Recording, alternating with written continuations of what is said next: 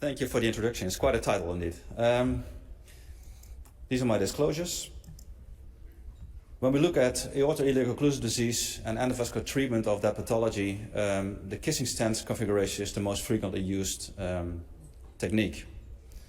And the results of this technique are certainly acceptable, but they are still inferior to open surgery. And this means that there is still room for improvement.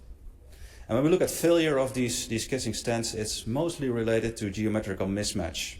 And we're talking about radial mismatch, stent protrusion in the distal aorta, and differences in stent conformation. And this was exactly why, exactly 10 years ago, the Cerab technology was introduced by Peter Goverde. It was a goal to provide a more anatomical and with that a more physiological endovascular reconstruction of the aortic bifurcation.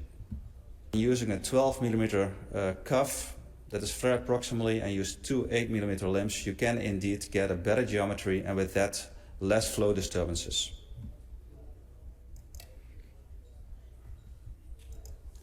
So from October 2010 till May 2020, we have treated 160 electively patients. They were aged 62 years old, and for this analysis we have excluded the chimney procedure and the acute procedures. Interestingly, about 103 patients already had an intervention for AOID in the past, of which 3 out of 4 were treated endovascularly. Most patients were treated for intermittent claudication, not responding to walking exercise, but there was also about 20% treated for chronic limb-threatening ischemia. And 83% were treated for TAS D lesions. And in this group, we were able to achieve a technical success rate of 96%, and the failures were mostly in the first years. When we look at the 5-year clinical outcomes of this group, we see that immediately after the procedure, the Rutherford category significantly improves. And this remains stable through these 5 years. And we see the same happening in the ABI. Immediately after the procedure, the ABI normalized, and on average, it stays the same during the first 5 years after treatment.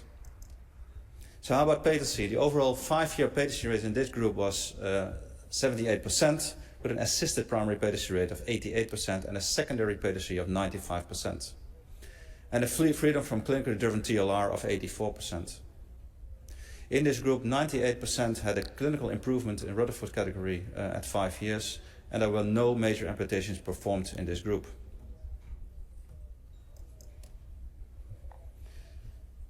As I told you, there were a significant group that had previous intervention in the aortoiliac tract before we did the Cerab. And when we look at the results, the patency result in these groups, and compare them to the primary treatment, we see that there's a significant, that they are significantly better in primary treatments. In primary treatments, you can achieve a primary patency of 85%, an assisted primary patency of almost 95%, and a secondary patency of 97%. And these data are very, very close to open surgery. And also in the multivariate analysis, previous intervention was a significant predictor for loss of patency. We also looked at the number of stents. The typical configuration with 3 stents was used in half of patients. And then we compared also patients that were treated with the atrium stent, the Advanta V12 stent only, and the B-graft only, and we saw no differences between these groups. So to summarize, the clinical and technical outcomes of Cerab are very good through 5-year follow-up, particularly in primary cases. Previous aortoiliac intervention is an independent risk factor for failure, and different balloon expandable stents seem to provide similar long-term outcomes. Thank you for your attention.